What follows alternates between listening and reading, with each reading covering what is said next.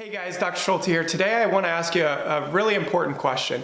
And that question is, what is health? Unfortunately, this concept is one of the least understood in all of healthcare today, and it's having dramatic impacts on people's lives. So if I were to ask most people, how do you know if you're healthy?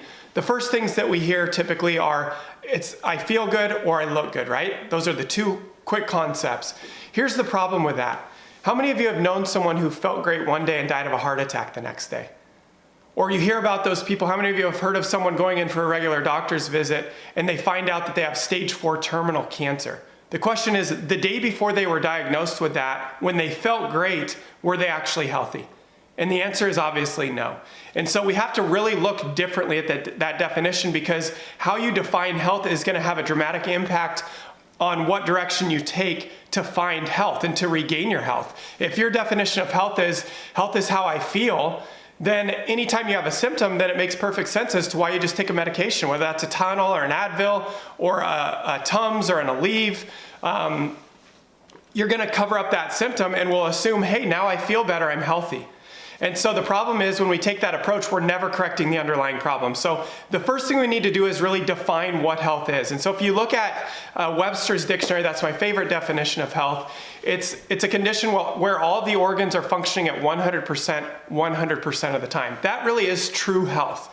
And if the definition of health is how you function, then function is the real key. If our bodies are functioning at 100%, then we know we're healthy. So the next logical question we need to ask ourselves is, if we know that health is not how you feel, but it's how you heal and how you function, then the question we need to really start asking ourselves is what controls all function in the body? And the answer to that, some people will say heart. Heart is really important, but you can actually replace your heart. What you can't do is replace your brain and your spinal cord, right? Your brain and your spinal cord control all function, all health, all healing in the body.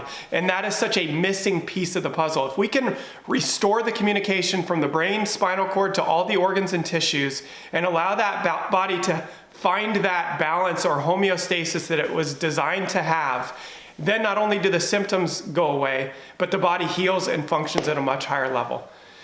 If you guys have any questions on that, let me know. Otherwise, please remember this, because again, this definition and real understanding is going to dramatically affect the direction of your health moving forward. If you have any questions, any concerns, any comments, I would love to hear them. I'm here as a resource for you guys. You guys take care, and we'll talk to you soon.